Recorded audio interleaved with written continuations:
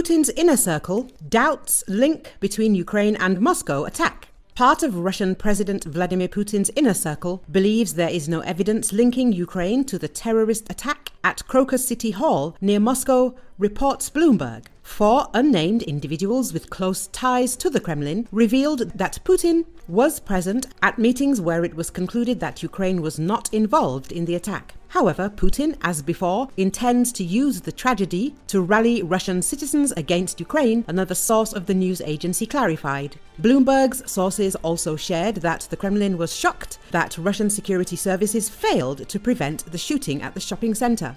Almost nobody they know within Russia's political and business elite believes Ukraine was behind the assault, the People said. The article stated, the US Institute for the Study of War ISW said that Russian officials are proposing actionable but likely impractical solutions to the emotional outcries for retribution in response to the Crocus City Hall attack. Russian President Vladimir Putin and other senior Kremlin officials appear to be struggling to maintain a consistent rhetorical line about the Crocus City Hall attack, indicating that the Kremlin has not fully figured out how to reconcile its information operations with the reality of its intelligence and law enforcement failure, the ISW said. On March the 22nd, unknown gunmen stormed the Crocus City Hall with firearms and began shooting civilians. This occurred during a concert at the mall where there was a large gathering of people. Vladimir Putin has repeatedly accused Ukraine of the attack. He claimed that the organizers of the shooting allegedly tried to cross the border into Ukraine. Interestingly, even his ally, Belarusian President Alexander Lukashenko, refuted Putin's version. He noted that the terrorists were headed to Bryansk. Ukraine managed to paralyze traffic on Crimean Bridge, Russian media. 2,500 loaded tanks with oil products have accumulated on the North Caucasus Railway of the Russian Federation due to restrictions on the passage of dangerous goods through the Crimean Bridge and the need to wait for the approach of ferries and tankers, reports Russian Kommersant media outlet.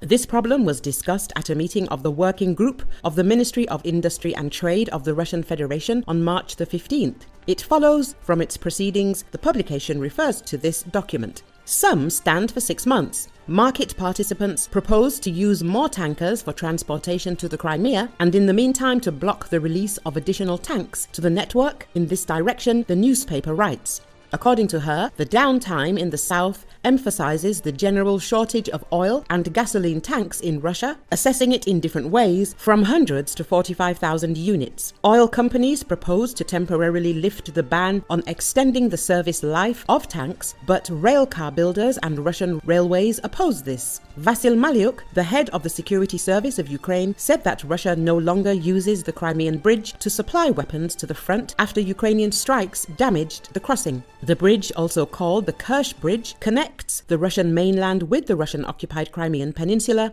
making it a crucial supply route for the Russian military in Ukraine. Construction on the 19-kilometer-long bridge began after the illegal 2014 annexation and occupation of Crimea and was completed in 2018. The bridge was heavily damaged in Ukrainian strikes in October 2022 and July 2023. The plan to strike the bridge was first conceived in March 2022, Malyuk said. Before the bridge came under attack, 42 to 46 trains carrying weapons and ammunition passed there per day, Malyuk said. Today there are 4 or 5 in a day, of which 4 are for passenger traffic and 1 is for consumer goods, Malyuk said. Russian proxy authorities in occupied Crimea regularly shut down traffic on the Crimean Bridge amid reports of explosions and drone strikes. When the structure is fully restored, Russia will likely use the bridge once again for weapons supplies, Malyuk said, but implied that Ukraine plans to then carry out another attack. Everything has its time, Malyuk said.